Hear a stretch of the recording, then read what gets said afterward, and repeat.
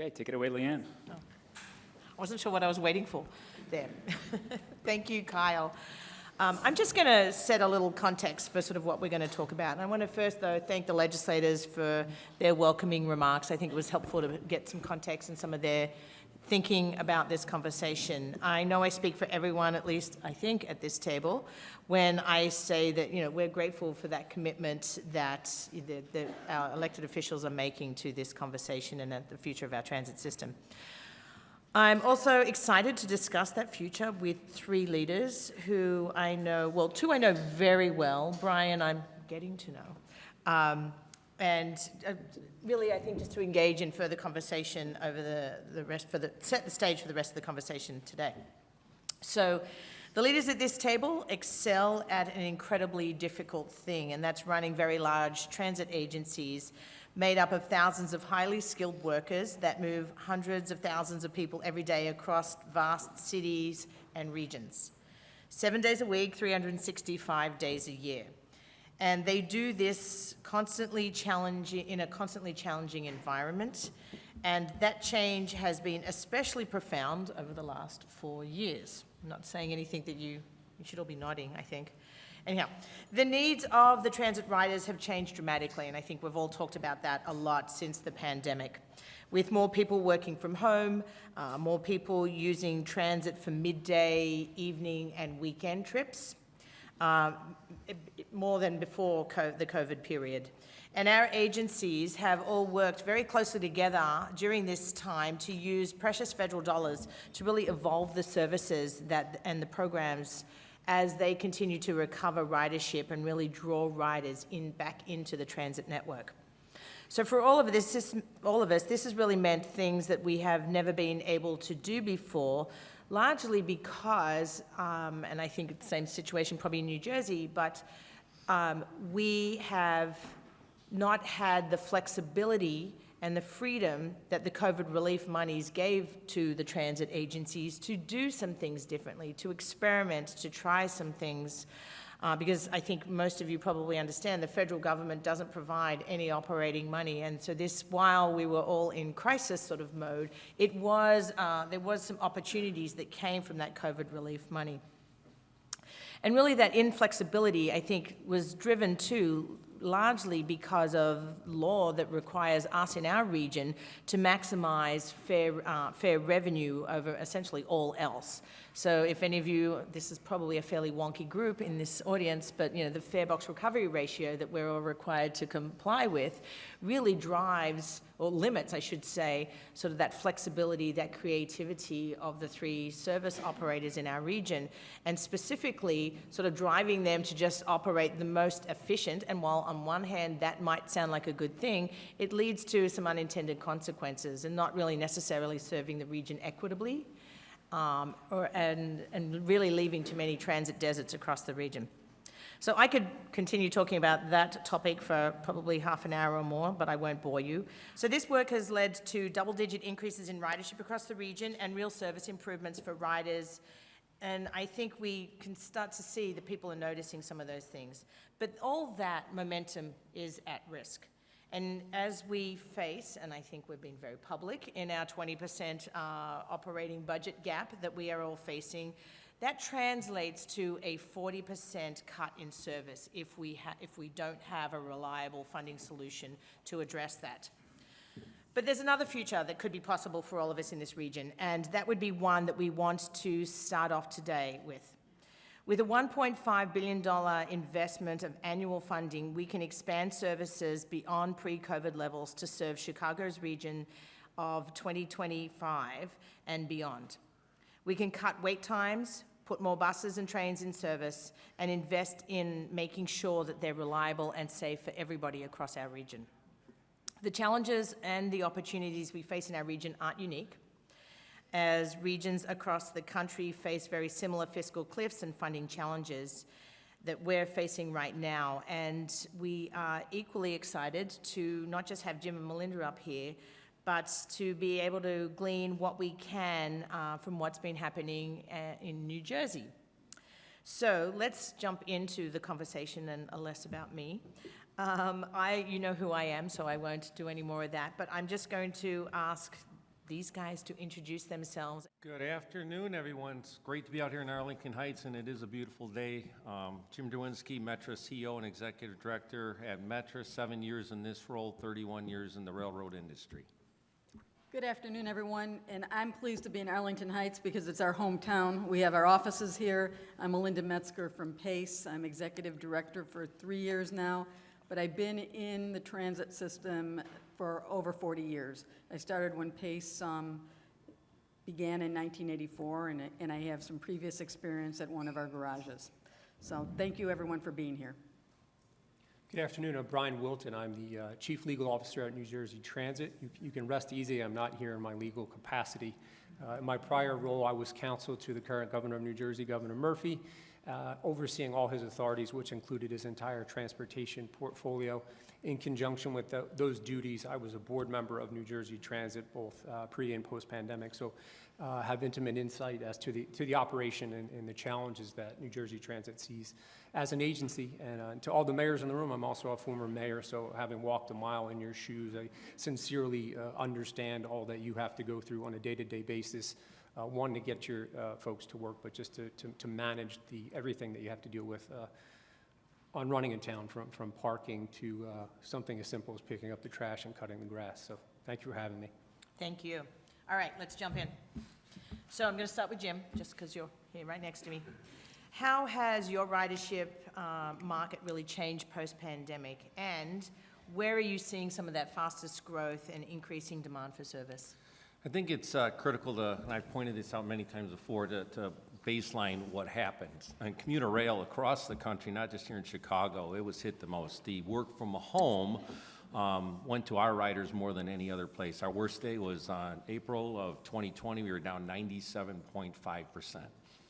From there, we've rebuilt. We've rebuilt a lot. And one of the things we did is we dropped our service level down 50% when the pandemic hit. Protecting our workers, but also not exhausting the limited dollars that were coming into us. As we rebuilt, we actually looked at our schedules and, as Leanne pointed out, our fares. So where is our ridership today? It's all over the place. And I say that in a good way because it hasn't plateaued. It hasn't stopped growing. On any given day, we find ourselves having new high ridership numbers, and we don't really know why. A couple of weeks ago, we had the new highest Mondays since 2019. We had the day before Lollapalooza hit a really high water mark, and I then speculated, well, that's because everybody's going to go to Lollapalooza. They actually had to come to work that day. But the point is, it's all over the place. But the coolest part, I think, is we've got a data analytics team now. So rather than speculating and just looking, we can actually see that we are within about 5% of the number of unique riders that we had pre-pandemic that we do today. They're just not riding the same ridership patterns. So we in the weekends are going anywhere between 80 and 120% on average. So there's a lot of good discretionary trips going on. Our middle part of the day, discretionary periods picking up. But our core business, which is bringing people to Central Business District, we can vary anywhere from a 50% day up to a 96% day, depending on the line. Interesting and exciting, I think it's to the point of the work that's happening. You are also in the middle of transforming to a regional rail model. So we hear that.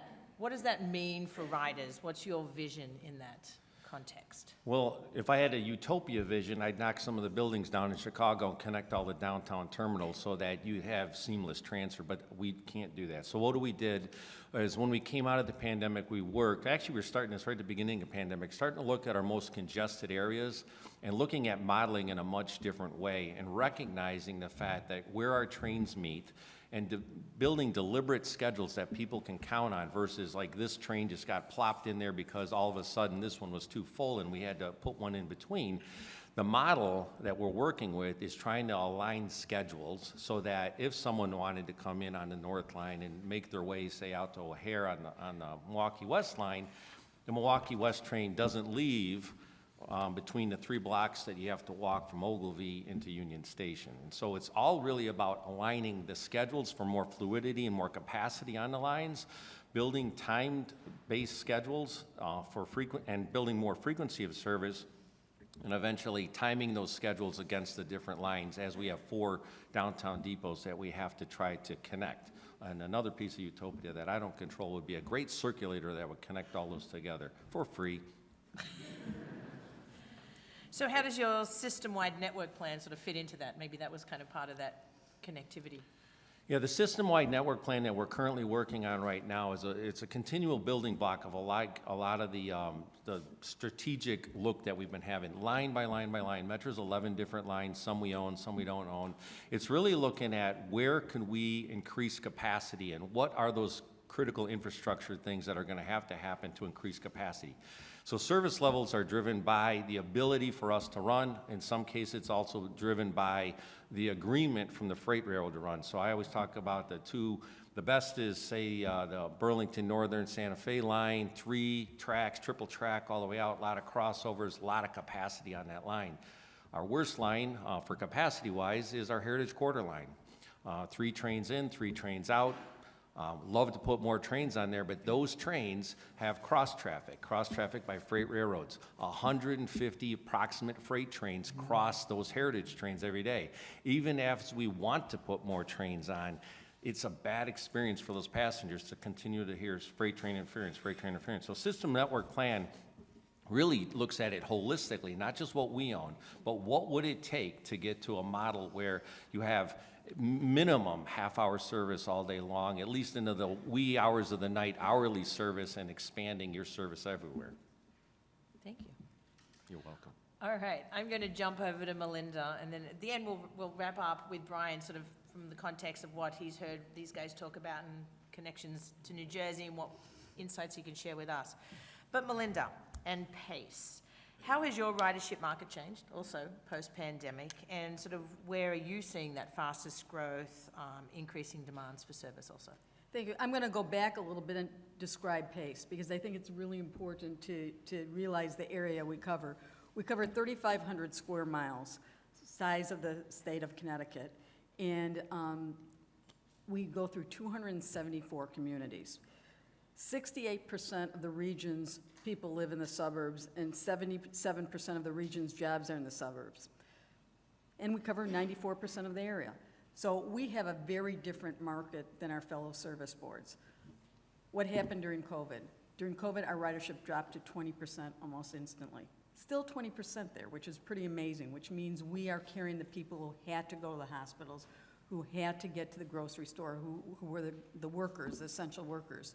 But then almost immediately, we jumped back up to 60%, which really showed us what we already know, that Pace is essential to these workers. Excuse me. So what did we do?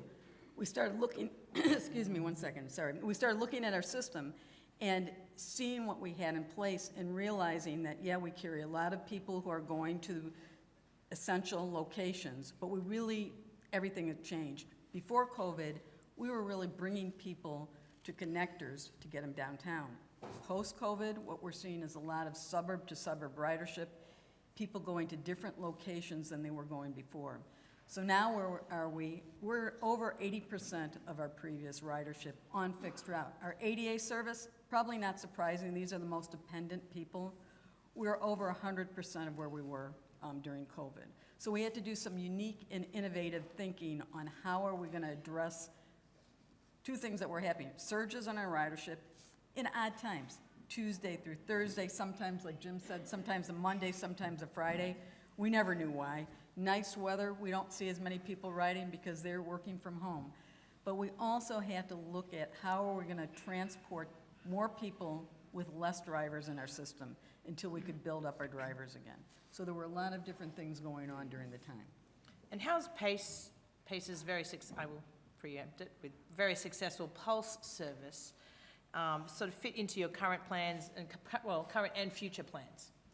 So our Pulse service is bus rapid transit, for those of you who don't know what it is. We have 2 lines running, one on Milwaukee and one on Dempster Street. The Dempster Street is the newest one, and I see all the Pulse staff back there, so thank you very much. I'll plug it for you guys. But what it is very frequent service. Every 15 minutes, approximately, you're going to see a bus. We go, on Dempster, we go from Evanston all the way out to O'Hare in 50 minutes. Why is it so successful? We put it in, And I think Senator Villalon would say, build it and they would come. We built it and they came. Almost immediately, we saw a 20% increase. We're now at a 30% increase on this route. You might say, well, why? You know, you just put more service out there? Because people don't have to think about, when am I going to get the bus? There's a bus every hour. I have to make sure I make it. Something happens, the bus doesn't show, someone got sick on the bus. There was, unlikely on our service, there was a breakdown. That means you wait 2 hours. Now you know, hey, if I'm getting off Metra, and let's say the Metra train was delayed a little bit, that doesn't happen either, I know. I get off the Metra train and I'm gonna take the bus on Dempster Street. There's another bus coming in 15 minutes, so if I'm 5 minutes late, I'm waiting 10 minutes. You have to get the frequency in our service. The Suburban system has not had frequency. We're, in some of the outlying areas, we're an hour, some 45, some 30. None of that is good enough. But we're looking at our system holistically, where we go through urban, suburban, rural areas. In the urban and suburban, we need more frequent service. We need to have passengers know they don't have to memorize a schedule. There's going to be a bus there every 15 minutes. In the urban areas, we're doing things differently. We have other services out there. We have an on-demand service where you can call the vehicle to come pick you up within a 2-hour window. We are using rideshare companies like Uber and UServe, which is a new company to this area that we brought in from out east to pick up our ADA passengers. And what we're finding is our passengers really like it. And I'm going to tell you, I've been looking at our complaints, and we don't get that many complaints. We get less than 1% of our service, of our calls are on complaints, but they've gone down because of the fact now people have other options to get through and use transit in the suburban area. You guys are undertaking a pretty comprehensive, robust revision plan, is I think the term that you are calling it. Talk a little bit about some of that, and maybe more, you know, what you hope to accomplish, and maybe even more specifically, what you've already learned to date. Yeah, thank you. This is my most exciting topic. So, revision. We came out of COVID. We know we have to change things. We started changing things. We started adding back service. We started putting in new services. But we didn't have an overall plan to look at our whole 6-county region. What do we want to do in all of our areas? So we started, we hired a consultant to look at the whole system and tell us what we need to do. And it wasn't just us. We're asking from input from all of our communities, from riders, from local groups, to get some input on what they would like to see. We're about to release what our consultants have pulled together for us. And we're going to be having meetings end of the month, early November, to discuss what the consultants saw.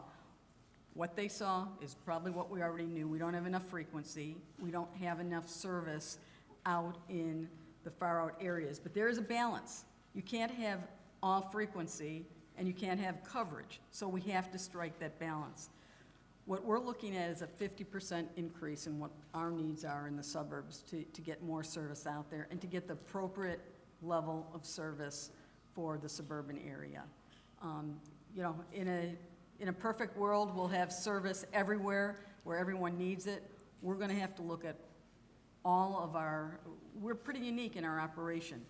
As I said, we have fixed route, we have express route, we have on-demand services, we have paratransit service, and we have one of the largest van pool programs in the country.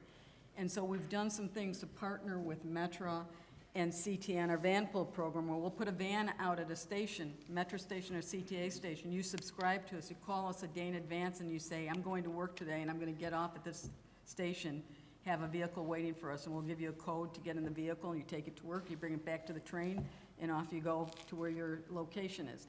So revision is going to look at all of that, tie it all together for us, tie it all together for you and for our riders to make our service better. And ultimately, I see a more robust suburban service that goes suburb to suburb, as well as feeds into our sister agencies, Metra and CTA. Thank you. Okay, Brian. So you've heard a lot from, bit of a fire hose from Jim and Melinda, but I mean, sorry, excuse me. Of those things you've heard, what resonates for you? What have your experiences been in New Jersey? My question sort of is, are we on the right path? Are there some things that you think sort of resonate, that sound like good ideas? But then maybe are there some ideas that you can sort of share with us about things that we haven't thought about maybe in our region, or things that you've seen successful? And within the context of sort of post-pandemic recovery and how things are changing in New Jersey also. Sure. I would say that everything that's been said so far today resonates completely. I mean, in fact, it's eerily similar, the issues and the systems that we have. So part of a bit of perspective, New Jersey Transit is the third largest system in the U.S. We're the first largest statewide system providing rail, light rail, ADA, paratransit, and bus services. We're about a $3 billion a year operating budget, slightly less than $2 billion on the capital side. 12,000 employees, 84%, which are agreement employees governed by collective bargaining agreements. And while we're halfway across the country, the numbers and the issues that we face along with the systems that you have are almost identical.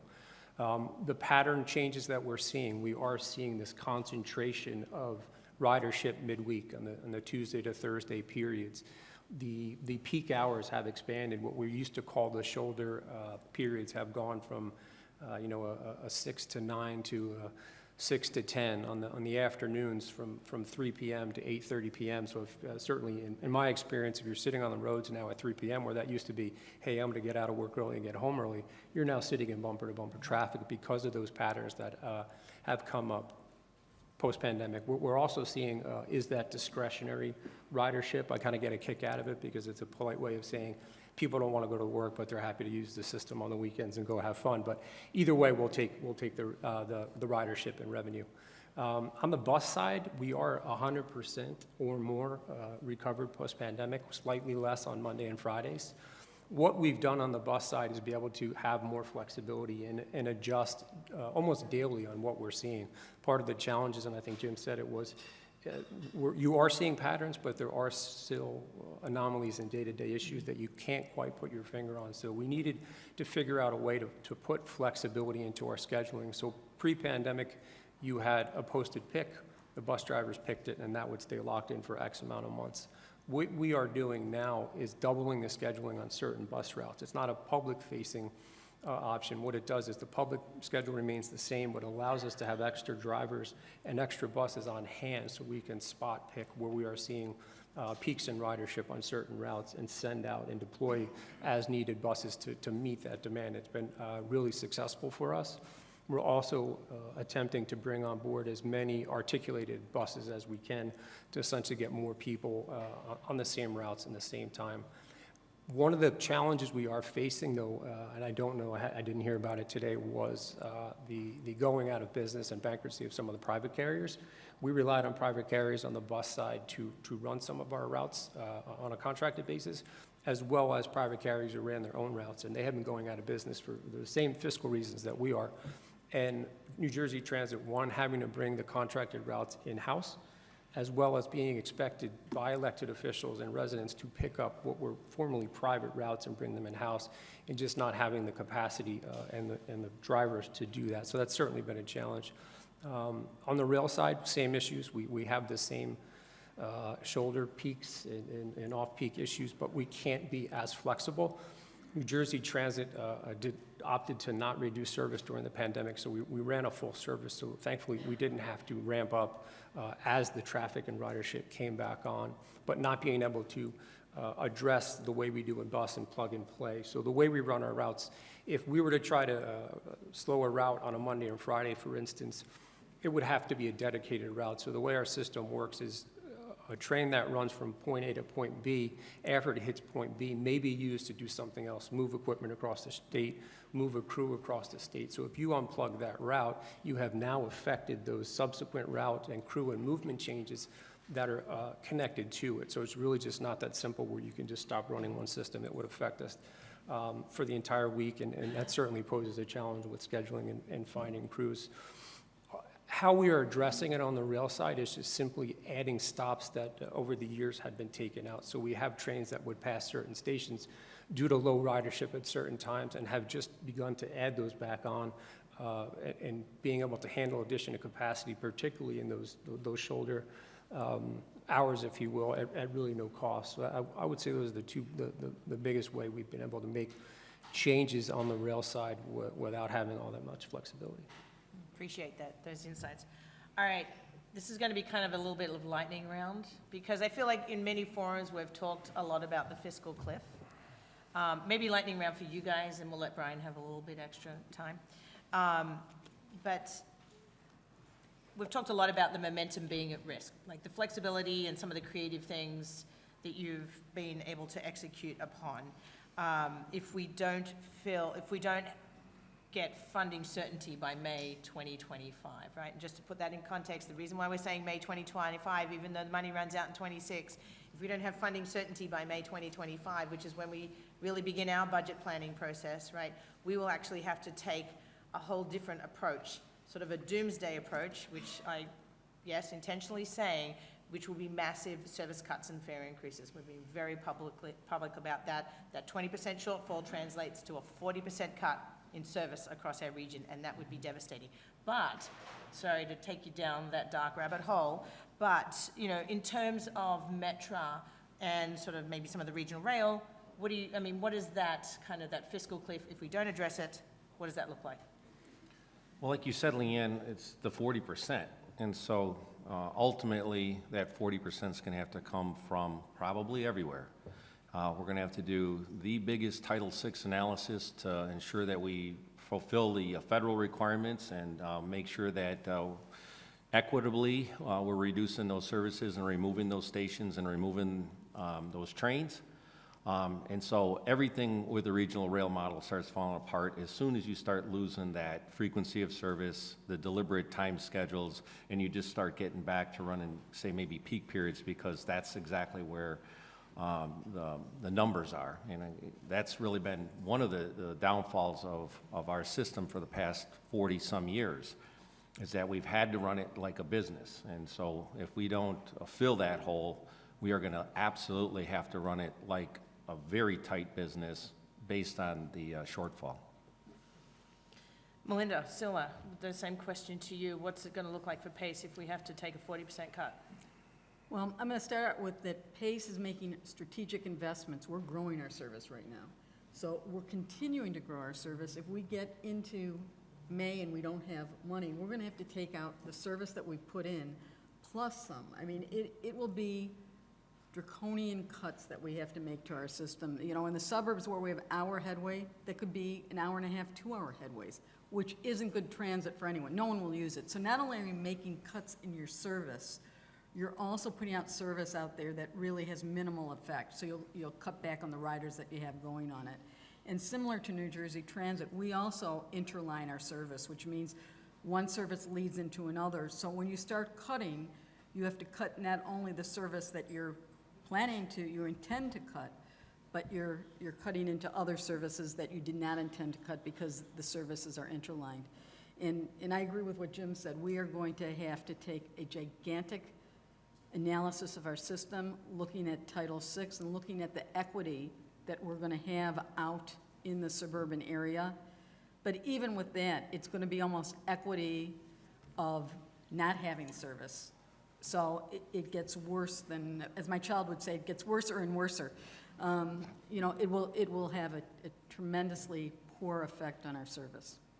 Yeah. So, Brian, New Jersey, you faced your fiscal cliff challenges a little ahead of us. And, you know, gained, I think, let's say, victory with your state legislature with some funding solutions. But what are the key components, not specifically, how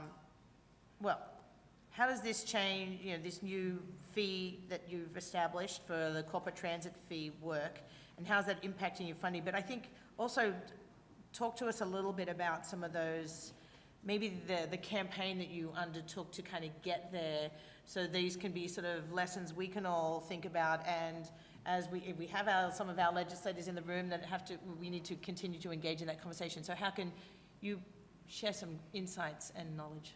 Thank you. I could safely say I don't think I used the word draconian as much in the past year as I did in my entire life before that. And that was kind of part of what we did. We got together with the governor's office, who in New Jersey sets forth the state budget, of which we're a component. Then it goes to the legislature, the Assembly and the Senate for a vote, and it has to be implemented by July 1. So we spent the most of the winter, January through June of last year, having discussions, very much like you are doing right now, with stakeholders, elected officials, labor leaders, residents, anyone that we thought would be impacted by what we were certainly believed to be draconian service cuts, to explain to them where we're at. Because transit has always had funding issues, right? And that was kind of the initial impulse that you would get from the people that you spoke to. But at this juncture, this post-COVID pandemic new normal in funding, it really required some more in-depth discussions with folks. And what we had to explain was the two levers that we normally have to adjust funding, fare increases and service cuts, are not going to work. You cannot increase or cut your way to $1 billion shortfall. And that's what we were facing going into the 2024 year, looking ahead to the 2026 fiscal year budget. The FY25 budget, we were able to find service reductions, and we used the final bit of our $750 million in COVID stimulus. So we're able to get through on 2025, but 2026 was a new animal. Engaged in the stakeholder campaign and used everyone as force multipliers and partners, right? It was not an us versus them. The importance of transportation to New Jersey, to the nation, can't go understated. We've heard terms talked about, like the socio and economic impact that public transportation provides to us, can't go unsaid. So for every dollar invested in public transportation, we get 5 back in economic recovery. So putting that in a context is, if we had these draconian cuts, we would lose all this. The ability for people who don't have motor vehicles to get to work is lost. And just really the scenarios that were laid out were scary enough, if you will, to get folks to come around and come together and pass the corporate transit fee. So what the corporate transit fee is, in addition to the corporate transit tax, the 9% in New Jersey, this is an additional 2.5% on net income above $10 million.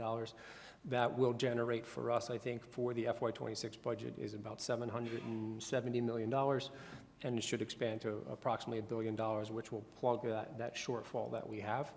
We still rely on other sources of state revenue from the New Jersey Turnpike, a state appropriation of about $140 million that has been reduced over time. So in conjunction with that corporate transit fee, which was kind of the culmination of everything that you folks are doing now. And I think it's important to note that the agency was agnostic as to what that form would look like. We just knew we needed that money, and that's how it came. A couple things about it, it's subject to yearly appropriation. So while it is dedicated by that law, it is not a constitutional dedication, much like our gas tax. So conceivably, each year, you're going to have to make sure that money that was supposed to go to New Jersey Transit is going to go to New Jersey Transit. One last thing I think the senator said before was kind of like, this is a once-in-a-lifetime opportunity to address legacy funding issues, and the pandemic just escalated that. I would make a suggestion to everyone gathered here today. This is kind of the one shot to do it, because if you don't do it and do it correctly, you'll be back in 5 years dealing with the same issues. So. I'm going to pick your brain in the future about, not necessarily here at the panel, like how did you engage the business community in that conversation? Because I think one of the challenges and the conversation that's happening in our region is that we know it's probably going to have to be a collection of revenue sources, and what are the best ones to sort of work with our collective partners, both legislative, business community, and other ways. But so I don't know if you have any just quick thoughts on any of that right now. Sure. As far as the business community goes, we have the business associations, and we didn't just not talk to kind of favorable stakeholders. We talked to everyone, and they certainly weren't happy with an additional fee on top of what they saw was an already high 9% corporate business tax. So really just had the same discussions with them and tried to highlight as best we could that transit is an essential service, right? It's no different than hospitalization and garbage pickup, but with transportation, as I said before, there is a quantifiable benefit to it. We are bringing your workers to work. your employees to the building. One of the growth areas that we're seeing is around warehousing. So your Amazon companies of that nature building $800,000 million square foot warehouses in New Jersey. Your employees are taking our buses to work. So you are going to get a quantifiable benefit that you could see for that 2.5% over 10 million. So you mentioned too that you have annual appropriations, you've got sort of a gap, continuing gap to sort of fill to some extent. What are your sort of legislative plans for the future and sort of goals to address some of those challenges? Very optimistic based on the relationships that we furthered and established in last year's process, that those relationships will hold true, that we won't have to re-explain every year. I'm sure to some extent we'll have to refresh memories, but funding transit is of the utmost importance for the state of New Jersey and the entire country, and that money and that corporate transit fee be used and given to New Jersey Transit to improve transportation for all the residents, not just bus, not just rail, not just intercity, but the suburbs as well. Very optimistic from what I've heard in speaking to stakeholders and legislative and electeds that will be the case for the next few years. Appreciate that. Well, I think we're out of time for this panel, so, pardon? We can do a couple of questions. We do have time. Okay, so we've got, oh, sorry, I didn't mean to whack you, Jim. We've got a few minutes. If anyone has any pressing questions for Jim, Melinda, or Brian. Yes. Do we have a mic that we're floating? We've got, oh, Kyle's coming, just so the rest of the room can hear. It'll just be easier. Run, Kyle, run. Thank you. Thank you. To Brian, can you speak to what percentage do fares contribute to your revenue? You talked about the corporate tax, things along those lines, but in your system, what is the philosophy on reliance on fares? Sure, it's a heavily subsidized system, and some routes are certainly vary, but some of them are extremely subsidized.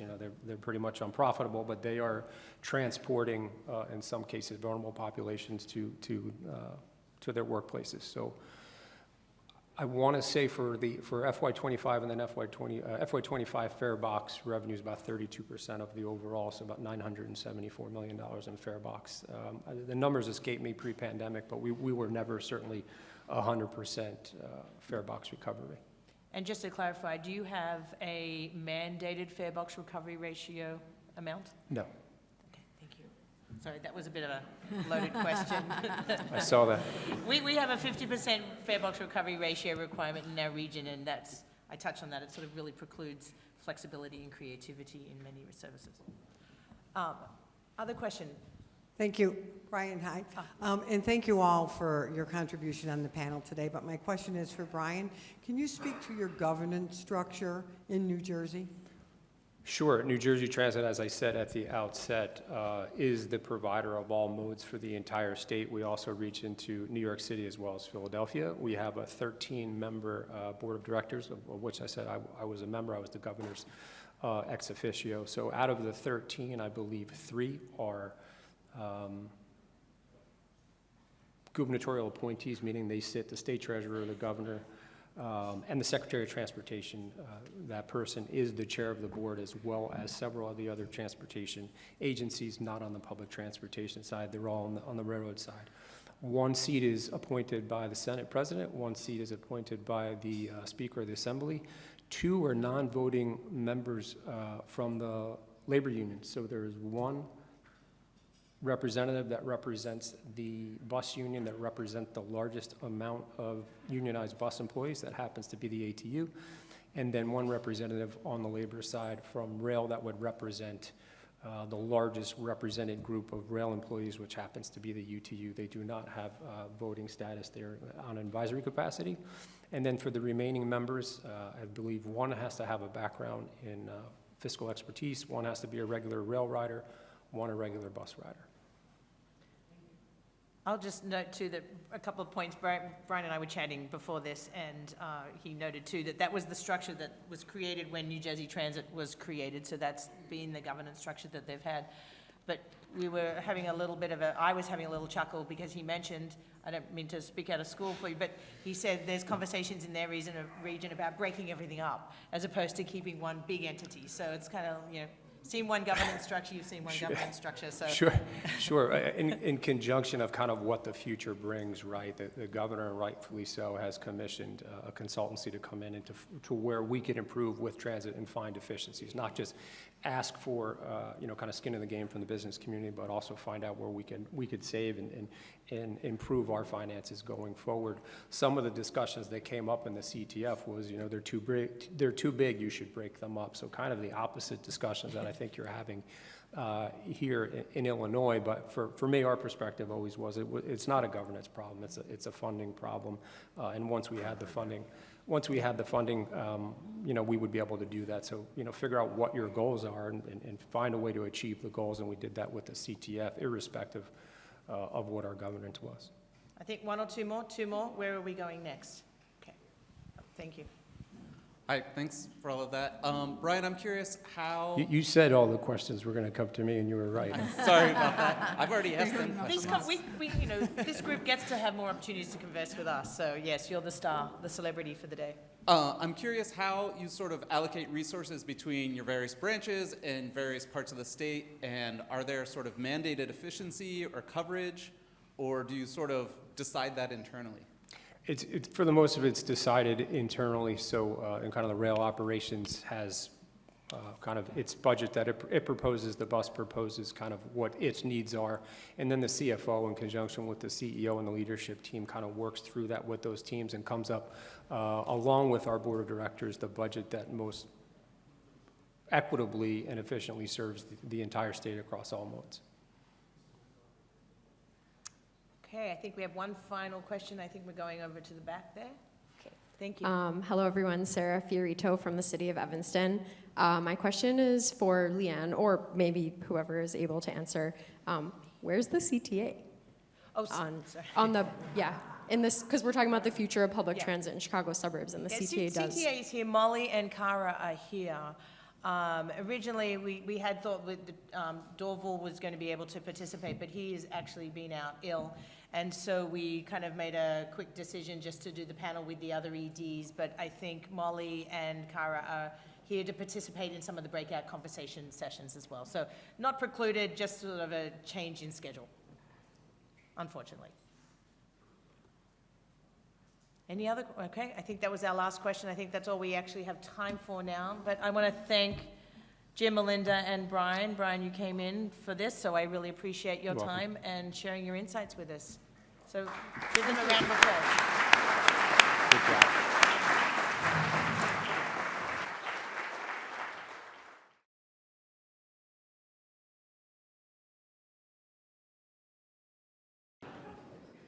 Welcome to the mayor's dating game. Good afternoon, everyone. My name is Kevin Burns. I have the honor of serving as the mayor of Geneva, Illinois. I've called Geneva home for 50 years. I've been mayor for 24. I am now serving proudly as the chairperson of the Metropolitan Mayor's Caucus Executive Board and also chairperson of the Metropolitan Mayor's Caucus Environment and Energy Committee. I serve...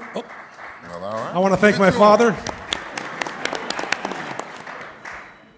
And if you like that walk-up music, Mr. Dombrowski said it pretty much echoes what we're all about, right? Flames and all hell breaking loose and life is good. Okay, if you've taken your Zantac, then you are ready for the mayor's panel. I am the moderator. These men and women are the experts, and we are delighted to bring them to you live. Each are going to introduce themselves. Each gets 25 minutes to do so. Buckle up. And then paying for transit will seem like nothing. Mayor Nathaniel Booker, my friend from Maywood. Good afternoon, everyone. Mayor Nathaniel George Booker, Village of Maywood, sworn in as mayor in May of 2021. Background in organizational development and performance improvement incorporated. Current president for the Illinois Black Caucus of Local Elected Officials, incoming president for the National Black Caucus of Local Elected Officials, and on the board of directors for National League of Cities. Slacker. Mayor Christopher Clark from the beautiful community of Harvey. Good afternoon, everyone. Mayor Christopher Clark from the city of Harvey. Been there for 55 years, took office in 2019. I'm now in my second term. In a previous life, I did something as silly as becoming an attorney. So that's been my trade, stock and trade ever since. But at one point in time, I decided I wanted to go ahead and actually contribute to the place in which I've lived in my entire life. And so giving back to my community, I actually shut my practice down and became a full-time mayor for a part-time job. Come on. It is the best thing that I've ever done in my entire life other than my children. And I hope that the people will allow me to do it as long as I possibly can. There we go. You got my vote. Thank you. Good Hold morning. on, Donna. I didn't I introduce love you. you. It's like, Okay. just for the record, Donna and I actually went to prom together back in So this is both awkward yet exciting. Mayor Donna Johnson from the beautiful, beautiful community of Libertyville. I love Kevin. First of all, good afternoon. Again, as Kevin indicated, I'm Mayor Donna Johnson from Libertyville. I was sworn in May of 2021.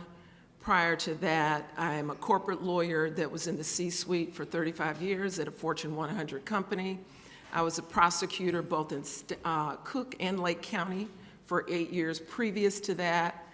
Trained lawyer, also a member of 2 hospital boards, so very active in the hospital space as well. And I'm currently the vice president for the Northwest Municipal Conference COG, proud to say that. And I am also the chair of the Transportation Committee, which directly relates to the topic that we will be discussing today, and also the proud mom of 2 wonderful children that are outside of my home and gainfully employed. So that's a wonderful thing for me. I served 4 terms as a trustee in my community, and I also chaired the planning and zoning. So I had an extensive background in that community, and I believe that that is why the voters inured confidence with me and exercised that vote. And I'm hoping that I will be able to serve another term if they allow me to do so, but happy to be with you today. Thank you. Anything else? We only have an hour, for God's sake, Johnson. The original Skokie Swift. Ladies and gentlemen, please welcome George Van Dusen, the mayor of Skokie. Good afternoon. It's a pleasure to be here with you. I became mayor on January the 4th, 1999, in the midst of a 72-hour continuous snowstorm. I hope not to ever have to repeat that. It was a challenging day, to say the very least. I've lived in Skokie with my wife and 2 children since 1974. In my previous life, I worked for a congressman for 26 years, and I taught college for 21 years. I recently retired from the teaching position. It's one of the best things I've ever done in my life. I especially enjoy working with regional organizations and trying to help the entire region achieve prosperity. So I'm proud to have been a member, long time, of the Northwest Municipal Conference and a member of the board of the Illinois Municipal League. So thank you very much. Thank you, Mayor. And a little sidebar, Mayor Van Dusen has a picture of Mayor Bolandic in his house. Remember that during the snowstorm? Okay. I thought you people were old enough, for God's sake. But it's like, no pictures of me. I love Kevin. I love Kevin. We're going to begin the questions, and I'm going to begin with my dear friend shaking her head, Mayor Johnson. Mayor Johnson, much like here in Arlington Heights, Libertyville has one of the most vibrant downtowns in the region. How does public transit contribute to economic development in Libertyville? Well, first of all, for those of you that are not familiar with the layout of my community, just to give you a visual indication, the train station is right at the north end of the entry of our C1 downtown. So as soon as you step off the train, you're right in our downtown C1 district. So how does that help us?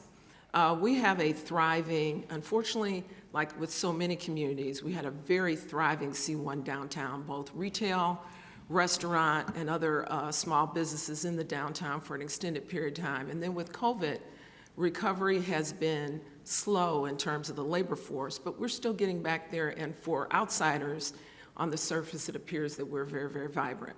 But what's wonderful about how it connects to the transit system is that as soon as you get off the Metra train, you can walk to the coffee shop, which is very close by. You can do some shopping downtown. We have a very vibrant Main Street Libertyville, which is connected to the Main Street national footprint, and we're one of the most aggressive communities in this Lake County area involved in it on the national scene. So what that means is we have all sorts of events during the summer and the winter that draws not only our citizens in the community, but people on the outside. But how the train helps with that is that you have so many young people who are living in the city that are my kids' age group, that once they get on the train route, they're in Libertyville and they get off and they have an opportunity to eat and shop and enjoy our downtown, they start getting a breath of what it's like to live in the community and walk and be close to the library, be close to the park, be close to the businesses. And so what we have found over the last 6 to 7 years is that we've drawn quite a bit of empty nesters and or young people that are no longer renting, that are deciding to come into our community because of that close proximity to the train. So what it is, it's that indirect advertisement. You get off the train, you're going, what community is this, and what does it have to offer? So not only do we have to market ourselves, but that's our own brand in marketing, so that's a good thing. So in terms of economic drivers, the proximity of the train station, it has added a lot of value to our overall economy, and it's helped those businesses that are trying to recover post-COVID to thrive. The other thing that's really, really important to me is, and I'd like to see in terms of some sort of better collaboration and partnership, is Metra's done a great job in terms of coming back with scheduling, but for someone during the time that I was active in my principal career, I never drove downtown. I always took the Metra downtown. But part of the issue in terms of scheduling was you could get down in the morning and you could get back on the express in the evening, but midday you were held hostage. You know, you had to wait to a 2:35 train to get back, and you might have had a meeting at 9 o'clock. So in terms of seeing visions in the future for expansion or things that might improve, bringing more people into my area and other communities that would help drive the economy and help with the labor force, you know, I'd like to see better scheduling in that regard. So for us as a community overall, the proximity to the train station, more importantly, has added to increasing our revenue in general. It has brought people in the city community into our community. They get absorbed in it, and then they move there, and they bring in tax dollars, purchase homes, and drive our economy. And also, too, it's just the proximity of it that people who like to be able to walk downtown and not have to get in their cars and park to get there. So that's been a great benefit for us, the proximity of the train station to our downtown. So thank you. Thank you very much. Mayor Booker. You ready, man? Let's go. Your question is this. Your residents have access to beautiful natural areas like the Prairie Path, and you personally have made active transportation central to your leadership approach. How can access to public transit, walking, and biking help boost public health and strengthen community connections in Maywood? And additionally, how can it help people who are differently abled? Differently abled, I like the way you put that. Okay, so in thinking about it from a health standpoint in regards to activity, when you think about the village of Maywood, in the western suburbs of Cook County, the village of Maywood has the highest rate of diabetes, highest rate of strokes, highest rate of heart disease, highest rate of heart attacks. When you look at the community right next door, River Forest, as soon as you walk 2 steps onto their cement, your life expectancy rises by over a decade. So when we're thinking about from a healthcare standpoint and from a healthy, active life, one of the things that we've done is partnered with the White House on building healthy communities. And it's a part of the initiative of the Healthy People 2030, which ties into 12 different elements of healthy communities. And transportation options is one of them that ties into it heavily. So we are the entry point of the Prairie Path that goes 62 miles going west. When you think about it from the standpoint of the village of Maywood had not invested in it for over 20 years or 25 years that it's been there, we've partnered heavily to get that done with our surrounding communities within our surrounding region. When you think about how active transportation helps, we've installed our first bike lane with 2 more projected to come. We just recently received from the state or from the federal government the announcement of over $300 million coming into the state to improve our I-290 infrastructure as well as some of our water sewage separation. So I'm happy to announce with the work of Congressman Danny K. Davis, Senator Durbin, we were able to secure $95 million to get work done on the First Avenue corridor. With getting the First Avenue corridor, we've rezoned it to be commercial, the walk space. Within the commercial walk space, that First Avenue, if anybody's ever been on First Avenue, you know that that's the longest red light in the world. So the new construction and the new way that they've laid it out, it's gonna be a 24% reduction in local travel time, 5% reduction in local travel volumes, 74% improvement in traffic flow, 77% improvement in traffic queues, and then from safety and speeds on the I-290, once they do those improvements, it'll be 133% improvement. So a lot more traffic signs being put in place, but also more emphasis being put on our birth to 5, our family households, our K to 12, and our seniors. So when you said age differences, we've partnered with 3 different special needs organizations that focus on activity with our people who have special needs, but then also working heavily with Age Options and the Illinois Department of Aging in regards to, we did a study in partnership with the Metropolitan Mayor's Caucus of how to age in place friendly to make sure that our seniors are getting the needs that they need. To get people more active, we've installed and just did a ribbon cutting on a dog park that gets our residents coming out more active. And we've also renovated 5 of our playground areas that had not been touched in over 2 decades. So we've been heavily impactful in addressing walkability, making sure that even on our Roosevelt corridor, where you have about 5,000 to 7,000 people coming in for Loyola Hospital and Hines VA for the Veterans Hospital, we're doing a feasibility right now of First Avenue walkability and how do you get more commercial corridor space that people would leave Loyola or Hines and walk down Roosevelt Road instead of treating it just a driver space. So there's a lot going on. There's a lot going on. Thank you very much.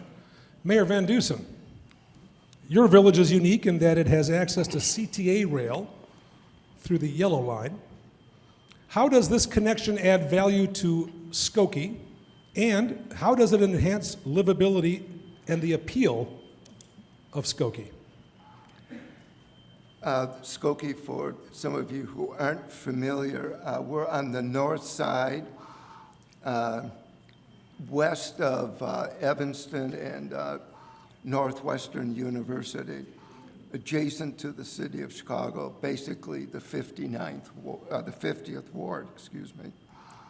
1964, the federal government created a demonstration project to connect the village of Skokie at Dempster with Howard Street, purpose of which was to enhance the mobility by mass transit from the northern suburbs. The CTA has become a major magnet at Dempster for all of the northern suburbs. Wilmette, which is along the CTA line as well. Folks from West Wilmette use the SWIFT quite often. Glenview, even as far north as Winnetka. A few years ago, we decided, though, that we wanted a second station at Oakton. And if ever there is a demonstration of the value of transit-oriented development, this is it. If you can imagine, one day I got a phone call from the person who managed Pharmacia. Some of you probably knew it as Suro Pharmaceutical. 24 acres of prime real estate, a major pharmaceutical company, approximately 1,500 jobs in the village, all scientific related. asked if he could meet with me, and I thought it was an invitation for our annual luncheon. We would usually meet once a year. He would tell me the good things they were doing. I'd tell him the good things we were doing. We'd pat each other in the back and see you in a year. So I said, okay, how about next Wednesday? And he said, no, how about early this afternoon? I recognized right away that was not good news. So I said, of course. I did what any of you in this room would have done if you were in my position, particularly my colleagues. I went down to the village manager and said, Al, we're in deep shit. And Al said, what's the problem? And I said, we're losing Pharmacia. Yep. And he said, how do you know? And I said, get your PC up and take a look at Kalamazoo, Michigan. Right. They had closed Kalamazoo, Michigan, their research laboratory, and the mayor of Kalamazoo went berserk. I decided, I think I'll take a different tack. So a gentleman came in with his friends, and he said, I've got some bad news. I said, I know what the bad news is. You're closing up. I know that. You've been a good neighbor, good corporate citizen. And he said, yes, and I've been here since the Second World War.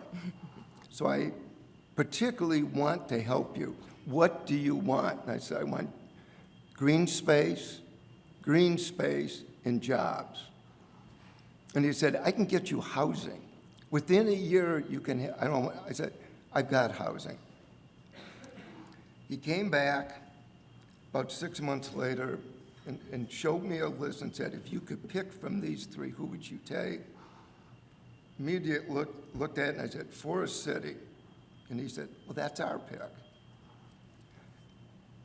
Through the state of Illinois, federal government plus the village, we decided to create a high-tech, iBio nanotechnology research park. Sounds glitzy. It's much more tough than you might think. Forest City put in $150 million into the project, demolished 10 buildings, and gave us the green space we wanted. The attraction for getting the companies into that park was that we needed a mass transit station. So the scientists could get off and walk directly into the park.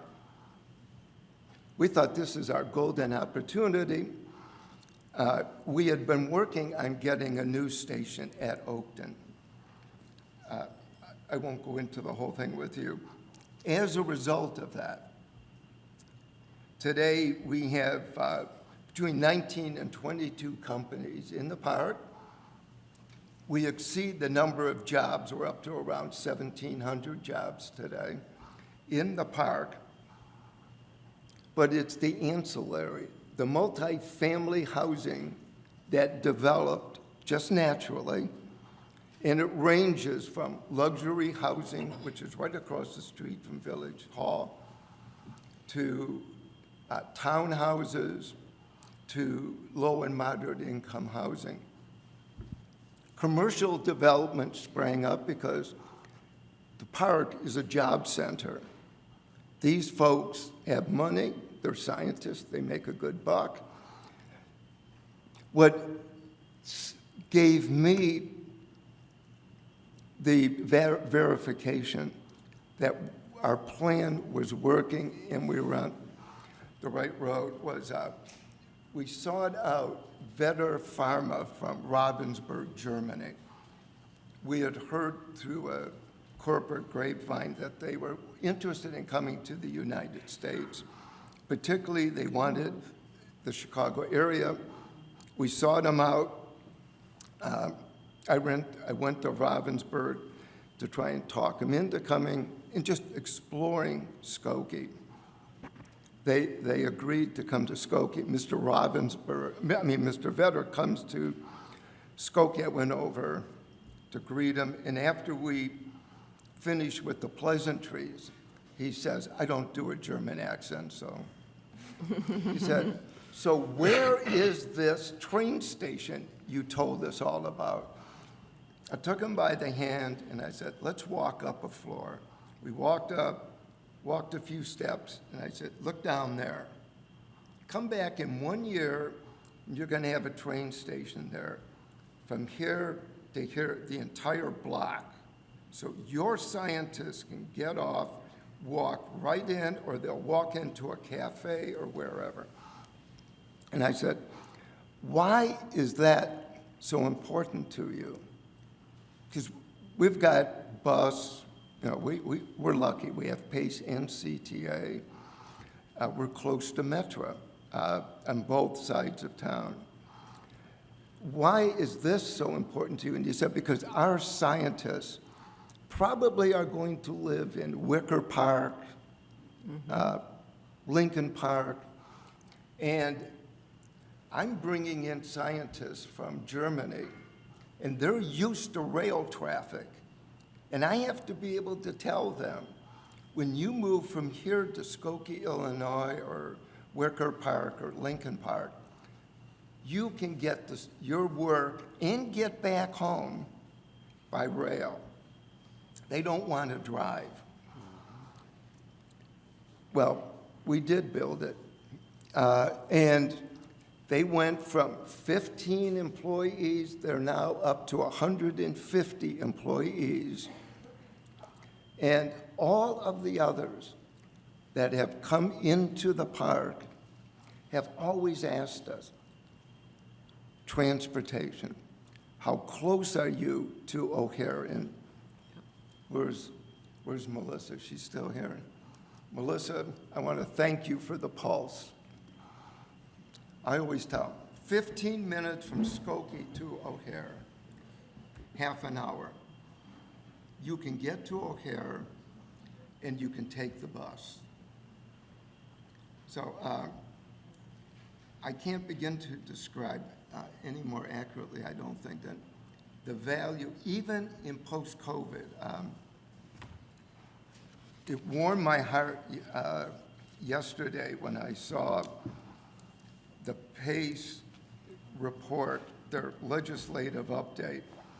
This past month, PACE served the highest monthly total of riders throughout its entire system since the COVID-19 pandemic began more than 4 years ago, carrying more than 2 million riders in September 2024. That is good news for all of our businesses, because those 2 million people are the workers who populate and work in our restaurants, our office, even in our office buildings. We don't all work from home. So this transportation is crucial, I think, to the future, not just of Skokie, but of the region. And I'm hoping the legislature does its duty and passes the funding for the RTA and the service lines. Thank you, Mayor. I think the takeaway is you get whatever the hell you want up in Skokie, so life is good, man. It's like, I say we rename the bill the Van Dusen bill. Mayor Clark, you ready? I am ready. Harvey has one of the most exciting transit projects underway with the development of the Harvey Transportation Center. Share with us this project and what you believe it'll accomplish and what it means in particular for your residents. Well, first, thank you for having me here. I'm so glad to be here. If you don't know what the Harvey Transportation Center is, you are in for an absolute surprise. If you can just imagine where PACE and Metra has decided to basically, to a certain degree, work together for the needs of all the people in the city of Harvey. Let me explain Harvey to you. Harvey is that place in the Southland, because I see you got most of my Northland people up here. It's that place in the Southland that serves as the hub for the vast majority of the cities in the Southland region. So if you're trying to get to Posen or Dixmoor or Homewood, or you're trying to get to Hazelcrest or East Hazelcrest, you usually have to come through Matheson, University Park. You usually have to come through Harvey in order to get there. All roads lead through Harvey. And for quite some time, Harvey has been working, but we have finally been able to put together a $70 million project that combines both PACE and Metra to provide the transportation to not only the residents of the city of Harvey, but the residents of the region. So even though I'm a local mayor, I love to brag about the fact that I'm having regional impact, even though I'm doing work for specifically the city. But what it really does is, first of all, it revitalizes our downtown area in a very significant way. Many of the, I would say, businesses that I grew up with as a child in the city of Harvey have since gone on to other locations, some in the Southland, some up north, and our downtown area was basically dying. And so what this particular project does is it helps to revitalize. I was saying earlier that I see this thing where our downtown area is about maybe 8 blocks, maybe about a mile, and in length. And I have this vision where people are on the west side of our downtown area, looking right down 154th Street. And when they get to the end of 154th Street, there's this absolutely beautiful project that has been done, and all of a sudden the lights come up and it goes, oh, and does that type of thing, because that's the type of thing that we're bringing to the city of Harvey. It also helps to redirect the traffic patterns in our city as well, so that people can begin to see and work and play, like I said, live, work, and play within our downtown area. We're starting with, as Mayor Dusen mentioned earlier, about transit-oriented development, and that's extremely important for what we're trying to do. So in addition to bringing on this particular project, to coincide with that, we've started to build housing through our transit-oriented development in that particular area, primarily because, of course, there are those millennials that see the world much differently. I'm so excited to see what they're going to look like when they get to be my age. Just you wait. Because That's a great segue. How old are you? I'm 50. No, you're not. 55. But, you know, because, you know, I think they bring so much promise, you know, and when as the world develops and we begin to develop transportation and move into technology, and even from a transportation standpoint, we're going to be able to see that evolution and how it progresses. So we're really excited about that. But the primary thing that this particular project does for the residents in the city of Harvey is it gives us hope. It gives us hope for the future. For those of us, anybody can Google the city of Harvey, and you'll see this, and you'll see that, and you'll hear this, and you'll hear that. But the city of Harvey is on the rise. And I'm proud to be in a position that I am at this particular point in time, working with both PACE and Metra to bring forth this project, because once again, it gives the people in the city of Harvey tremendous hope. I've seen people work together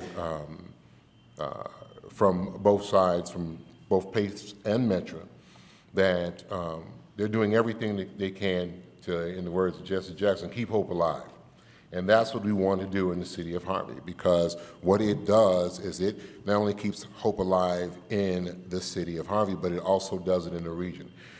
You go straight down on the electric line, you can either head straight to Chicago and get off at the Millennial Station, or you can head straight back down and get off at 154th and at 154th and 155th Street Station. And just to give you an idea, many of those stations had not had the development they really needed for quite some time. So as the people, we have a station that's getting ready to open on 147th Street, what is this, on the 29th. Well, I think we're opening on the day before, and we're having a ribbon cutting after. Help me figure that one out. But nevertheless, it's a station that, at least in my opinion, has not had this serious amount of work since I was 14 years old. So when I talk about the hope that it brings... Well, I can do the math on that. 'Cause that's a long damn time. Yeah, it is. So when I talk about the hope that it's bringing forward to the people in the city, it's going to create that centralized area where people are going to want to move, once again, want to walk, want to play. It will get people to all of our E's. I call it our sundries, our groceries, our eateries, our laundries, our pharmacies. All of those people will have access. And you will find yourself or friends of yours who will eventually start moving out to the city of Harvey as you begin to see how great it has become. So it's a wonderful project, and we can't wait to see it when it has come to its conclusion. I think the only thing lacking is your enthusiasm. So, well done. And now, at what point of that redevelopment will the mayor-clerk statue be on? There's no plan on it. If anything, Okay, it's going to be back there at my house in my backyard, and maybe my kids will say something special about it. There you go. Okay, ready, mayors, for some quick responses to some quick questions?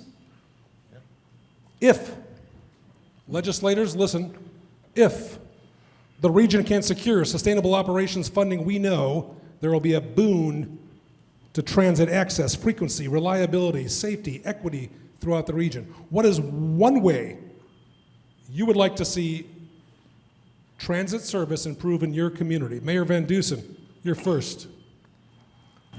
Well, I think safety, that's a question that, I mean, let's face it, that's on the minds of everybody. Okay.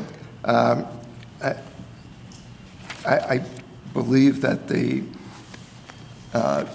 transit boards are doing their very best to provide safe transit. I don't dispute that. And when I say safe, I'm not just talking about crime. I'm talking about not having accidents. And I think the record is exemplary. And certainly, we have had a couple accidents on the Swift line. CTA has always been cooperative and transparent with us. Whenever I've called Dorval, he's answered. If I've needed a meeting, he's always set it up. But I think that's the one question that Skokians would have. And if I could, just take me 30 seconds.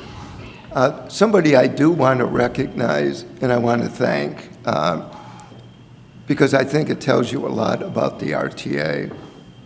When we were working on creating the Illinois Science and Technology Park, the attorney for the village said to me, there's one person I want to make sure you meet in Springfield. And I said, okay, who is that? And he said, Kirk Dillard, state senator. And I said, well, Dillard is a Republican. I tend to be a Democrat. And he said, no, he says, he doesn't play that kind of game. So Pat Hanley, Kirk, you might remember Pat. Pat and I went down to Springfield. First stop we made was to Senator Dillard's. And he not only was very helpful, and this wasn't his district, by the way, he also gave me an education on how to approach all of his colleagues. And he was right on the mark. And I remember one thing he said to me as we were leaving. He said, remember, get that damn station. Make sure you get that station. I think I'm quoting you directly, so. Kirk, I haven't had a chance to see you in a while. Thank you. Were you afraid when he approached you?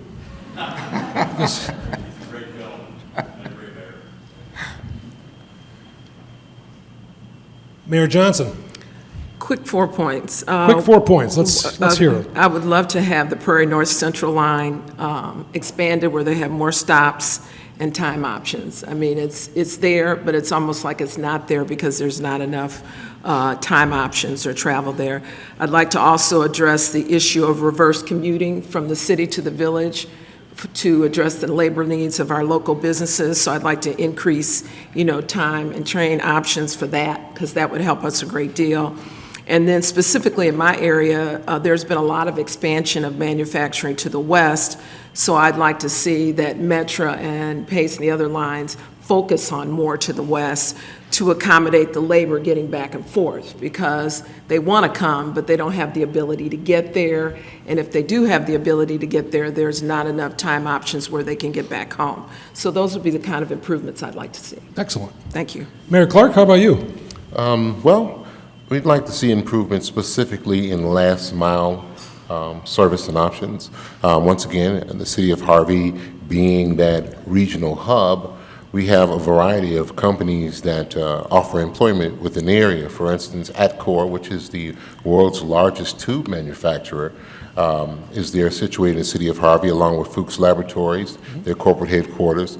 But we also have UPS, we also have University of Chicago hospitals that need last mile services. And probably would think within this next month, Wind Creek Casino will also open, and we'll be creating a lot of jobs there. So along the electric line, we have services from Hazel Crest, Homewood as well, but they all need that last mile service. We tried what was it called? The Pace Connect at one point in time. I hope that they will revisit Pace Connect once more of the last mile needs increase. But that's our biggest thing, is that we need that last mile service. Thank you, sir. Mayor Booker. Okay. I always say the conversation is people plus partnerships equal possibilities. And I think I would love to see more conversation in regards to the I-290 project, PACE, the Blue Line, RTA, and the Chicago Region Environmental and Transportation Efficiency CREATE program. I think where we're talking about the expansion of I-290 and we're talking about building out, initially the Blue Line conversation was supposed to go all the way to Naperville, right? Now we're just down to Manheim. When I think about what's coming into the village of Maywood, how we're restructuring the Proviso Township region, one project that we're working on right now would bring in 100 new homes to the village of Maywood alone, right? But the transportation stops in Forest Park. So the walkability aspect has to be that you walk across the bridge to get home. We need to focus on that. When you think about the Metra, there's Melrose Park Metra stop and the Maywood Metra stop. But I can't tell you how many times the Metra just keeps on going because we're looking at the traffic flow of today versus focusing on the traffic flow of what we're trying to attract. So as we're rebuilding the downtown district and as we've reestablished an entertainment district and as we are focused on our transit-oriented development projects, Metra, CTA, and all of them are focusing on the current flow projects versus the possibilities of being a partner in the attraction to bring more economic opportunity to our area. Yeah. Excellent. We're going to turn to questions in just a bit, but I'm going to ask a question that is not on script. So brace yourselves. Do all four of you have faith that what needs to be done will be done in terms of greenbacks and governance moving forward? And that, of course, is not posited with any disrespect to our legislators, but I think it's on the minds of many people. I guess I will step into the quicksand. Here's what I'd like to see. I think during this particular era, in terms of Springfield and national legislature, we tend to lean in with the humanitarian heart of the needs that need to be met. But we need to default to the business perspective that you can't be philanthropic until you have the money to underwrite it and you have the funding. So it sounds great to say, oh yeah, this is what we need, this is what's lacking, and we'll just go find the money. And so that's not so easy to do, to find the money, particularly during times where the dollar and the cost of things has increased so much incrementally. So it means liquidity and funding are hard to find, and you have to be creative. So my lack of confidence comes in the fact that we need to lean into the funding first, and then once we find a funding source, then we can determine what on our hit list we want to address. So I'd like to see us bridge that gap, and I don't feel that we've done that adequately so far. So that's my answer. It's a beautiful answer as well. I'd piggyback and say, again, going back to my People Plus partnership. Absolutely. Equals possibilities. I believe that and I have faith that people are wise and intelligent enough to know that you need to explain how to pay for it. Yep. But I think sometimes, as just the human factor, we tend to go more into emotional thought process of having to tell a story or having to make you feel the burn for you to understand the necessity. So my consistent prayer is that we don't make people believe that we're going off the cliff with scare tactics and actually educationally use our brains, our minds, and our partnership to figure out how to fund this, because it's not impossible. You see, we celebrate more businesses coming into the state of Illinois. We celebrate more revenues coming into the state of Illinois.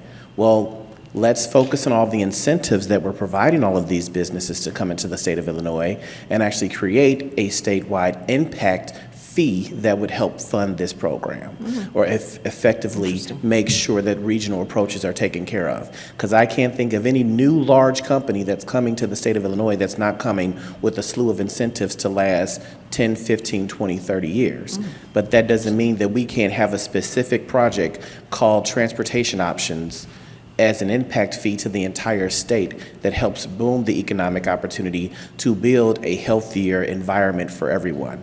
So I believe and I have the faith that people who know what they know and know what can happen sit at the table with people in partnership to bring forth the possibilities that are real, that we all know in this room are attainable, if the true people who know how to get it done sit down versus just more press conferences and photo ops.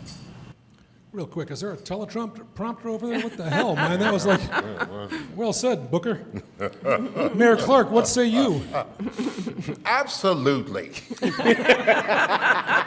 That's what I say. Absolutely. Look, I'm going to tell you, all right, I might be that guy and I might be different from some in the room, but first of all, I believe in government. I wouldn't be doing it if I didn't believe in it, and I believe in people. I believe that, sometimes, once again, as the moral arc leads towards justice, well, we will eventually get to where we need to be. Sometimes it does not work as fast as we would want it to, and believe you me, I lose my patience, I get frustrated like everyone else at some point in time. But we're in the business of building relationships, of building up each other, of helping each other get to where we need to be, where we want to be. And so, but part of that is through communication. I talk about, at least in my usual speeches, I talk about relationships and how important they are. The relationship between PACE and Metra is what brought this $70 million project together. The relationship with the governor and the president and our state rep and our congresswoman, this is what brought all of this together. It's people coming together to make those things work. But you have to be patient, You also have to, while you wait, you have to patiently nudge, let's put it that way, and make sure they understand that you're not going anywhere. I mean, you may have to use that emotional component or whatever it is that you have to do in order to get them to make that move. But basically, in answer to your question, as far as the faith is concerned, absolutely, without a shadow of a doubt. I've seen it before, I've watched it, and I'm watching it now in the city of Harvey as we have begun to be transformative in everything that we do. So if you don't believe it, come to Harvey, okay? You can come to 15705 Page, it's where I live. Come check it out and see what's going on, because there are some transformative things that are going on.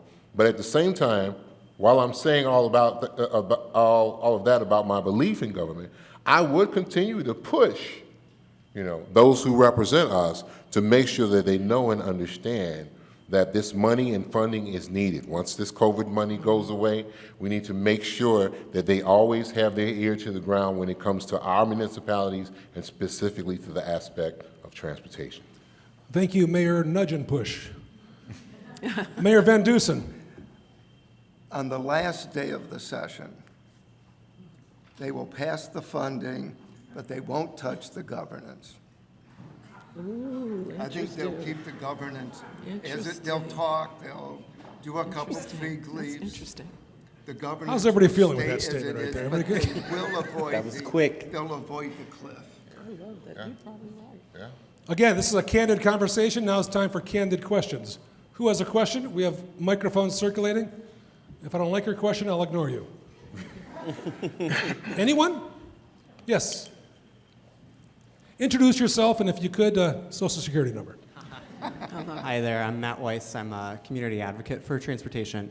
And my question would be to each of you, if you had one transportation project in the region that's not in any of you all's villages that you really admire and that you'd like to bring perhaps to your city, but you could also just admire it from a, idealistic perspective, what would that project be? Interesting. I think as for the village of Maywood and for our area, as we're revitalizing what used to be a vibrant busing downtown district that's been blighted for about 4 decades, when I got off the expressway today right here, when you see all of the new development around the train right here, when I think about areas of like Elmhurst, LaGrange, how they've taken the steps and intentionally invested into their downtown areas around their Metra and around their transit, those are the models that we're looking at right now because we know that we need to revitalize the space that's been blighted for so long. But just this strip right here, right outside the window, LaGrange and Elmhurst have been the inspirations of our conversations. Well, Mayor Clark, what do you think? Well, that was a good question because I actually thought to myself, I thought we were doing it all. So, but once again, it takes me back first of all to last mile and improving last mile travel. But also we have is it called Pulse? That's Pace. Yes, I see some people shaking their heads. Yes, it is. Yes. That's it. We definitely need. We would like to have that. I've seen it in other places and the development of it. We're kind of working on it right now, but we haven't quite reached that point. So I would like to see that come into our city, specifically going down our Halsted corridor, because there's so much opportunity that's going to be going down that area. It's going to be fantastic. So that's something I'd like to see. Mayor Johnson. Well, I think that's what started the conversation, kicking it off. I think we do a great job. We have the train station in proximity, but there needs to be some enhancements. So, for example, developments are attracted to our community now because people don't want cars and they want to be able to get to work and business quickly. So what I'd like to see are more train options and expanded service so that I can attract more developers to develop high-end rental units as opposed to residential units of people that are moving from the city in my community. And that would help with economic dollars, and it would help with the overall transit concept. So that's what I'd like to see. So build on what I already have. Mayor Van Dusen. And then we're going to go over here for another question. I think one of the things I would like to see us bring to completion, and we're making substantial progress in the North Suburban area, would be completion of the bike lane project.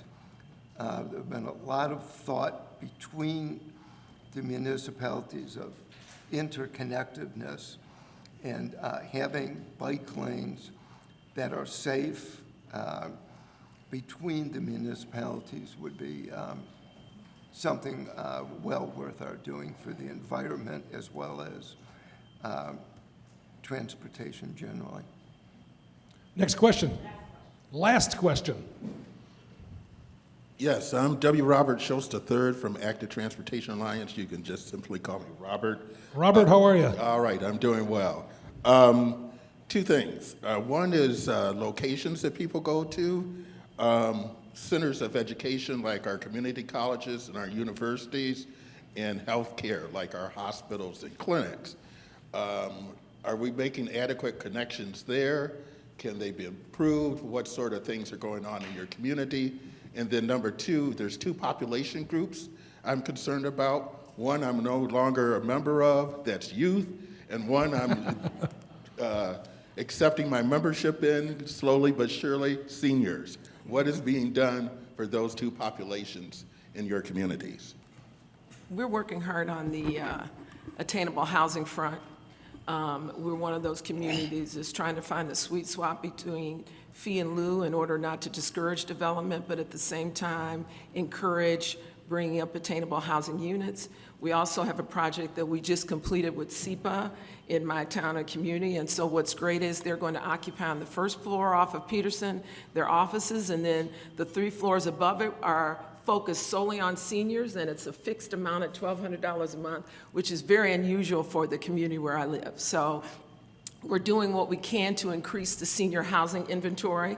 Also, too, we have one of our largest employers in my community, which is the Condell Advocate Aurora system. And so the PACE bus does help with that. The Metra helps, but we would like to see in terms of proximity that it would be easy for people to just get off the bus or get off the train and just basically be a few yards from work. That is not the case in my community, so we'd like to see that improve. So that's my experience in Libertyville, and we're working on that. Whoever's next, jump in. Well, I can say in the village of Maywood, what we've been focused on, specifically thinking about the senior standpoint, is we worked a project with federal and state government where we actually reopened a facility that had been closed for 20 years within a senior Maywood supportive living facility.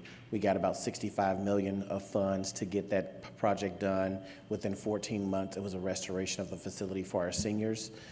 We've done an assessment of all of our ADA that hasn't been completed and actually put towards funds to get that project done to make sure all of our ADA ramps are where they needed to be because they were nowhere where they needed to be. So we did a massive project in regards to that this past summer. One of the bigger things that we did was partnership with the township to focus on senior transportation, whether it be to grocery or doctor's visits or just to get dropped off at some of the senior programming. We partnered with Age Options and received a 3-year grant to do 5 days a week of senior programming, where they get a hot meal and an activity 5 days a week that hadn't existed before, so we got that up and going for our senior population. My grandmother's 88 years old, and she calls me frequently. If I don't see her twice a week, she has a problem, but she provides definitely things that they want to do with seniors. So we invested in them going out of town 4 times a year in regards to the casino so that they can go gamble. And then we also do multiple different trips of day trips to get them out of the community so that they can explore. When it comes to our housing stock, we've been working with the Illinois Department of Human Services, as well as we got a feasibility study done with Trinity Health that owns Loyola Hospital and Gottlieb Hospital to get a federally qualified health center brought to the village of Maywood that will also have a senior day facility. And we're also within a project that we got funded through the Illinois Black Caucus. We are doing an 18-acre project of land that the village owns to bring in what could be a 100,000+ square foot sports complex facility for our youth engagement, as well as attracting revenue traffic within our space. Within focusing on housing, one of our biggest issues that we dealt with in the village of Maywood, we have 4 different universities that touch point, but there's really no housing for them. The Dominican University, Concordia have run out of the housing space that they have. So one of our biggest things is market rate apartments, but then instead of calling it affordable housing, workforce development housing that we've focused on, that we know we want people to start living in your apartment, but then grow into a living space within the village of Maywood.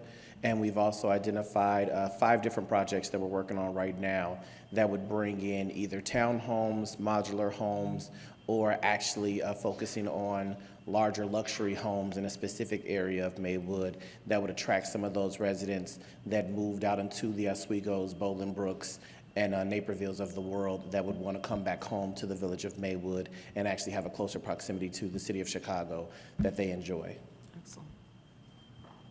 Who dares goes next?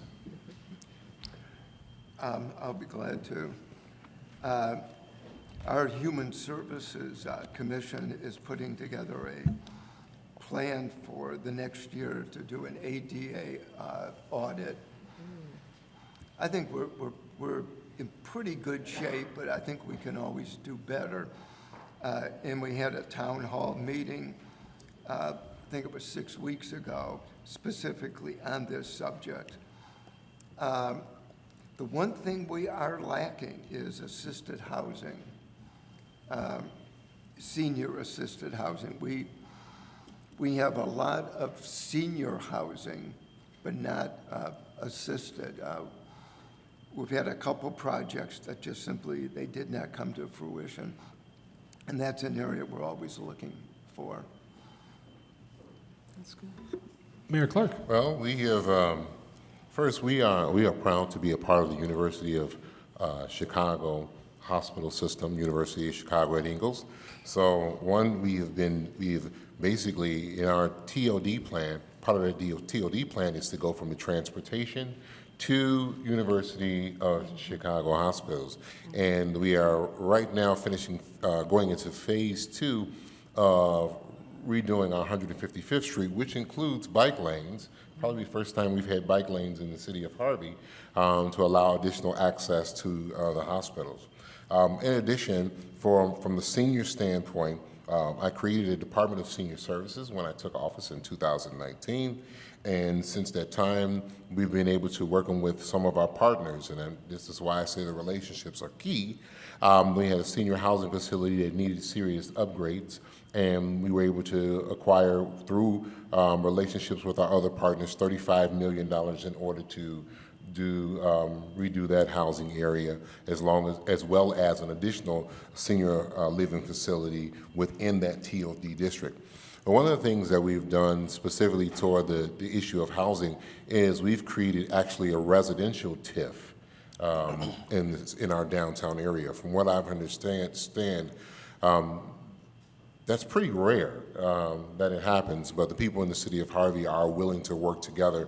And so many of those who are invested in the actual taxing districts themselves had no problem with developing that particular TIF. So we have a residential TIF that goes all along our TOD corridor in the city of Harvey. We're also building a Central Park area because we don't have an area in the city where basically the vast majority of our residents can go. So right outside, maybe 5 blocks down from transportation, we'll have a brand new park area and green space so that people can use. And this, of course, is not only to the youth, but also to our seniors as well, because we want them to be a part of what's going on as far as transportation is concerned, specifically to our seniors, because they need this type of transportation to get to all the things that they want to get to, whether it's doctor visits or something of that nature. So we're constantly working day in and day out to make it possible.